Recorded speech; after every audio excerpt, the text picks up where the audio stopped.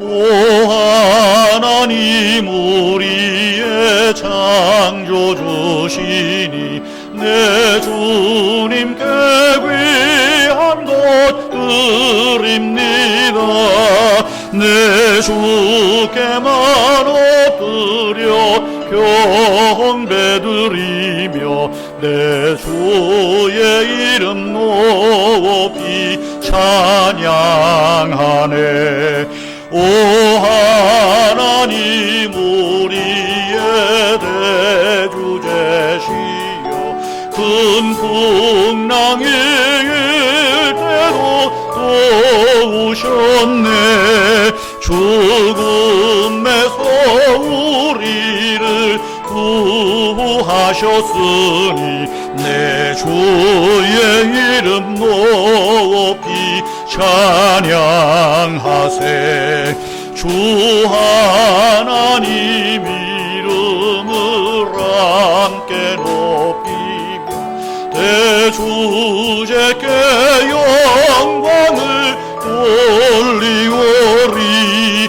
그 능력이 우리를 지켜주시니 주 하나님을 높이 찬양하네.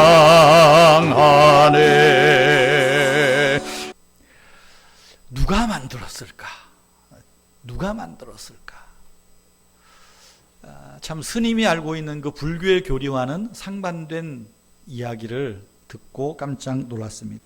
오늘은 사도신경 세 번째 시간입니다. 전능하신 아버지, 창조주 하나님, 창조주 하나님에 대한 신앙 고백 내용입니다. 우리 교회는 10여 년 전부터 이 새 번역 사도신경을 우리가 예배 시간마다 고백하고 있습니다. 구번역으로 된 사도신경 역본은 이렇습니다. 전능하사 천지를 만드신 하나님 아버지를 내가 믿사오며. 순서를 잘 보셔야 됩니다. 전능하사 천지를 만드신 하나님. 근데 새 번역으로 된 사도신경에는 이렇게 원문의 순서에 따라서 했죠. 나는 전능하신 아버지 하나님, 천지의 창조주를 믿습니다. 하나님의 존재는 증명되지 않습니다. 어떤 과학적 실험으로도 증명할 수 없고 철학적으로 사유하면서 하나님을 다 설명하기도 어렵습니다. 인간에게 하나님의 존재는 어디까지나 부분적으로 체험되고 또 부분적으로 인식될 뿐입니다. 때문에 하나님의 존재는 증명하는 것이 아니라 우리 삶에서 체험되는 영역, 신앙의 영역입니다. 그래서 우리는 하나님을 믿습니다. 하나님을 신뢰합니다. 하나님을 믿는다라고 할 때는 생각의 의미가 아닙니다. 하나님을 신뢰한다, 받아들인다 하는 말입니다. 근데 하나님 유실론자들을 불편해하는 사람들이 있습니다. 누굴까요? 무신론자들입니다. 신은 없어, 신은 존재하지 않아, 나는 무신론자야 라고 말하는 사람들도 그들의 말은 믿음의 고백이에요. 신앙 고백이에요. 우리는 하나님이 계신다라고 믿는 것이고 그 사람들은 뭐예요? 나는 하나님이, 신이 존재하지 않는다고 믿는 거예요. 그 사람들도 하나님이 없다는 것을 증명할 수 없어요. 증명해내지 못해요. 철학적으로도 설명하지 못해요. 그래서 그 사람들은 하나님이 없으면 좋겠어. 그래서 하나님이 없으면 좋겠다고 믿는 것이 무신론자들이에요. 그러니까 무신론자들은 그들 나름대로의 신앙을 가지고 있는 거예요. 하나님이 없다는 신앙입니다. 우리는 어떻습니까? 하나님은 계신다. 그래서 하나님은 믿습니다. 하나님을 신뢰합니다. 라고 고백하는 겁니다. 우리가 기독교 공동체에서 하나님을 믿는다라고 고백하는 사도신경의 첫 번째 서술이 무엇입니까? 하나님을 어떻게 설명하고 어떻게 이미지로 우리가 이해하고 있습니까? 첫 번째는 하나님은 아버지시다. 아버지시다. 하나님이 아버지라는 고백은 하나님을 내가 신앙의 대상으로 받아들일 때 그분은 내가 인간적으로 경험하는 아버지와 어떤 면에서는 너무너무 많이 닮아 있다는 신앙의 고백입니다. 우리 인간의 아버지, 세상의 아버지가 자녀들을 돌보듯이 하나님 역시 우리를 돌보십니다. 자녀들이 아버지를 어딘가 모르게 한 구석씩 닮았어요. 그렇잖아요? 아무리 안 닮았다 그래도 닮은 구석이 있습니다. 그것처럼 하나님은 우리들에게 당신의 형상대로 지었다 말이에요. 우리 안에 각각의 영역은 달라도 하나님의 형상을 닮은 부분들이 있다는 말입니다. 하나님을 닮았다. 자녀가 아버지를 닮았다. 유사한 겁니다. 더 나아가서 아버지가 자녀를 태어나게 했듯이 근본적으로 하나님은 우리 모든 존재를 있게 하는, 존재하게 하는 근원이 되시는 분이라는 것입니다. 이 땅에서 아버지가 자녀들에게 아버지의 권위가 있듯이 하나님 역시 우리 인류에게 권위를 나타내고 있습니다. 더 나아가서 자녀의 필요들을, 문제들을, 연약함들을 아버지가 헤아리시듯이 하나님도 우리의 연약함을 헤아리시는 분입니다. 그런 면에서 하나님을 믿는다라고 고백할 때 우리가 느끼고 경험하고 친숙하게 이해할 수 있는 그 아버지의 이미지를 하나님에게 대비시키는 거죠. 그래서 하나님은 아버지와 같은 분이다. 그런데 우리 사도신경을 보면 그 아버지를 가리켜 전능하시다. 아버지가 전능하시다. 어떻게 이해하면 좋을까요? 어린 아이들을 생각해 보십시오. 이제 2살배기, 3살배기 막 아장아장 걸어다니는 아이들에게 아빠는 엄마를 포함해서 아빠는 어때요? 전지전능한 분입니다. 아버지는 전능한 분이에요. 못하는 게 없고 모르는 게 없고 싸움도 제일 잘하고 힘도 제일 센 그분이 자기 아빠예요. 물론 애들이 철들면서 아버지는 전혀 전지전능하지 않다는 것을 깨닫게 됩니다. 그러나 어릴 때 아빠라고 부를 때 그 어린아이에게 아버지는 전능한 거예요. 그런 면에서 사도신경에서 하나님을 아버지라고 고백할 때 그 하나님은 전능하신 분, 그 신뢰를 담는 신앙 고백이라는 겁니다. 이제 사도신경에서 두 번째로 하나님을 고백하는 내용이 뭡니까? 나는 하나님이 천지의 창조주이심을 믿습니다. 사도신경의 이 두 번째 고백은 삼성그룹의 창업자 고 이병철 회장의 두 번째 물음이었습니다. 첫 번째는 하나님이 신이 존재하느냐? 신이 세상을 창조한 증거가 있냐? 신의 존재 여부와 마찬가지로 하나님이 이 세상을 창조했다는 증거는 없습니다. 증명할 수 없습니다.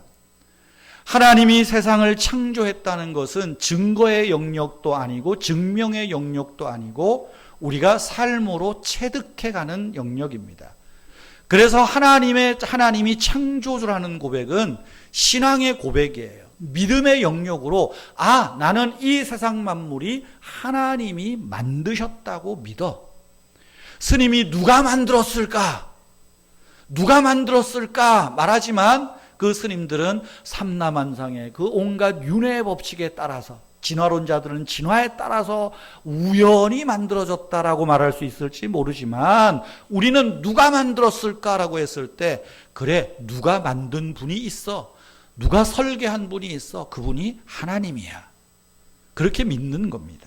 로마서 1장 12절에서 사도 바울은 이렇게 고백을 합니다. 창세로부터 그의 보이지 아니하는 것들, 그의 영원하신 능력과 신성이 그가 만드신 만물에 분명히 알려졌나니 그러므로 사람들이 핑계하지 못할지라.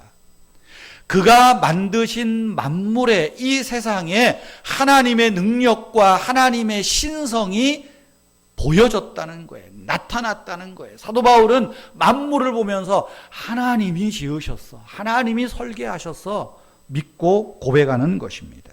말씀드린 대로 창조는 증거, 증명의 문제가 아니라 신앙의 문제이기 때문입니다. 여러분, 성경은 과학책이 아닙니다. 성경은 하나님 구원에 관한 책입니다. 하나님이 이 우주 만물에 개입하셔서 구원의 역사를 이루어 가시는지를 기록한 것이 성경 이야기입니다. 성경을 펼치면 이스라엘이 마치 주인공처럼 성경에 등장을 합니다. 왜 이스라엘이 성경의 주인공처럼 등장할까요? 그것은 하나님의 구원 역사에 있어서 하나님이 이스라엘을 구원의 샘플로 사용하시는 거예요. 하나님 창조에 대한 기록은 이스라엘의 역사, 다시 말하면 하나님 구원의 역사와 연결해서 생각을 해야 됩니다. 이스라엘 역사는 창세기 12장부터 시작을 합니다. 창세기 12장의 시기가 언제일까요? 대략 주전 2000년입니다. 그러니까 이스라엘의 역사는 4000년. 그 이스라엘의 4000년 전의 역사 속에서 하나님이 아브라함을 통하여 이스라엘 민족을 만들기로 하시고 이삭과 야곱의 12아들 요셉의 이야기를 창세기에 쭉 기록합니다. 그리고 요셉이 죽자 이제 흉년 때 이집트로 이제 살기 위해서 피신 갔던 그 아브라함의 후예들이 요셉이 죽은 다음에 노예 생활을 하잖아요. 430년 노예 생활을 하고 고통이 이를 때 하나님께서 아브라함과 맺은 언약을 기억하시고 고통받는 이스라엘 백성들을 구출해냅니다. 그때 모세를 통하여 구출해내죠. 모세를 통하여 구출해낼 때 이 애굽에서 노예로 살았던 이스라엘 그 민족이 이렇게 말합니다. 아니 도대체 하나님이 누구길래 우리를 구출해내냐? 하나님이 누구냐? 하나님이 누구냐 묻는 거예요. 그래서 모세가 뭘 말합니까? 하나님은 스스로 계신 분이야. 그 하나님이 태초에 천지를 창조하신 분이야. 그것이 모세가 말하는 이스라엘의 출애굽한 백성들에게 말하는 모세 오경의 이야기입니다. 하나님이 누구신지, 이스라엘이 하나님께 어떤 백성들인지, 이스라엘이 하나님을 어떻게 섬겨야 되는지를 기록한 책이에요. 바로 하나님이 모세를 통하여 이스라엘 백성을 구출해내시고 그들에게 나타내신 하나님이 누구냐에 대한 첫 번째 대답이 하나님이 천지를 창조하셨다. 왜 하나님이 이스라엘 백성들에게 이 말을 굳이 해야 할까요? 이스라엘 백성들이 노예로 살면서 보고 듣고 경험한 것이 뭡니까? 자기들의 주인들이 애굽 사람들이 늘 하는 걸 보니까 나일강에 가서 비나이다 하고 집에 여름에 막 몰려드는 파리를 보면서 아이고 파리대왕님 하고 몸에 붙어 다니는 이를 보고 얼마나 귀찮아요. 제발 이 이님이시여 내 몸에서 떠나 주십시오. 나를 좀 덜 간지럽게 해 주십시오. 여러분 10가지 재앙이 뭡니까? 성경에 보면 하나님이 애굽의 신들을 징벌하셨다라고 말해요. 이스라엘 백성들이 보고 느낀 것은 그 애굽 사람들이 모든 자연의 삼라만상들을 보면서 신으로 섬기는 거예요. 그런데 하나님이 그 신들을 징벌하시고 이스라엘 백성들에게 하는 말이 뭡니까? 이 모든 이집트 사람들이 섬기는 것은 피조물일 뿐이야. 있다가 없어지는 것뿐이야. 내가 그것을 만들고 지은 하나님이 유일한 하나님이다. 그것을 말씀한 거예요. 여러분 하나님이 왜 천지를 창조하셨을까? 자족하신 분입니다. 하나님은 스스로 만족하시는 분이에요. 그럼에도 불구하고 하늘과 땅을 지으시고 그 가운데 있는 것들을 지으신 이유가 뭘까요? 대답은 하나입니다. 하나님의 사랑 때문입니다. 하나님의 성품, 사랑으로 만드신 그 자연 만물들을 우리가 지금 눈으로 보고 즐기고 있는 겁니다. 하나님의 사랑은 필요에 의한 사랑이 아니라 주는 사랑이라고 말해요. 그 하나님의 사랑 가운데 지으신 만물이 주의 뜻 가운데 있고 주의 뜻대로 지음을 받은 것입니다. 하나님이 말씀으로 지으신 것은 바로 당신의 사랑을 나타내시고 이 가운데 있는 사람들이 이 만물들을 보면서 창조물들을 보면서 하나님의 사랑을 느끼고 하나님의 사랑을 찬양하고 하나님 앞에 나오기를 하나님을 섬기기를 원하시는 그 사랑의 본성 때문입니다. 그러므로 하나님이 천지의 창조주라고 고백하는 것은 하나님의 주권적인 사랑을 우리가 믿는 고백입니다. 하나님을 창조주라고 고백하는 것은 하나님 외에 모든 사물, 모든 현실, 모든 존재들이 하나님에 의해 만들어진 존재요. 우리는 그 만들어진 이 우주 만물을 즐기고 누리고 감사하며 하나님을 찬양할 책임들이 있다는 것입니다. 온 우주와 그 안에 있는 모든 것들을 통하여 우리는 하나님과의 관계를 더욱더 깊이 알아가는 것뿐 아니라 그 속에서 하나님 사랑을 발견하는 거예요. 그래서 우리가 찬송을 합니다. 참 아름다워라 주님의 세계는 저 솔로몬의 옷보다 더 고운 백합화. 여러분, 그 아름다움을 보면서 꽃만 아름답다고 보시면 안 됩니다. 하나님이 나를 사랑하셔서 그 사랑을 이 꽃에 나타내셨다. 그것이 하나님이 우주의 창조주이심을 믿습니다 하는 고백 아니겠어요? 우리가 왜 자연을 보호해야 합니까? 왜 자연을 아껴야 됩니까? 이 자연은 하나님의 사랑이 나타나는 하나님의 사랑의 증거물이기 때문 아니겠습니까? 왜 우리가 환경을 아껴야 됩니까? 왜 물건을 아껴야 됩니까? 왜 우리가 일회용품을 덜 써야 됩니까? 하나님이 주신 이 자연을 조금이라도 사랑하고 보존하는 환경 보호론자들이 하는 게 아니에요. 그리스도인들의 자세예요. 이 세상이 하나님께 속해 있다는 것을 알고 하나님이 사랑을 나타내신 것이 이 우주 만물이라는 것을 알 때 우리는 자연을 향한 우리의 마음들, 그 속에 나타난 하나님의 사랑들을 새롭게 인식할 수 있지 않겠습니까? 우리가 믿는 하나님은 전능하신 아버지이십니다. 성도 여러분, 우리는 하나님이 여신 이 창조물을 보고 좀 즐기십시오, 누리십시오, 감사하십시오. 그리고 우리가 이 하나님의 창조물들을 보존하고 지켜야 될 책임이 있음을 기억하십시오. 우리는 창조 세계의 주인이 아닙니다. 우리는 이 창조 세계의 청지기입니다. 그 청지기들이 우주 만물을 보면서 하는 고백이 뭡니까? 하나님은 천지의 창조주이십니다. 천지의 창조주이신 하나님의 뜻에 맞게 내가 이 우주 만물을 보겠습니다.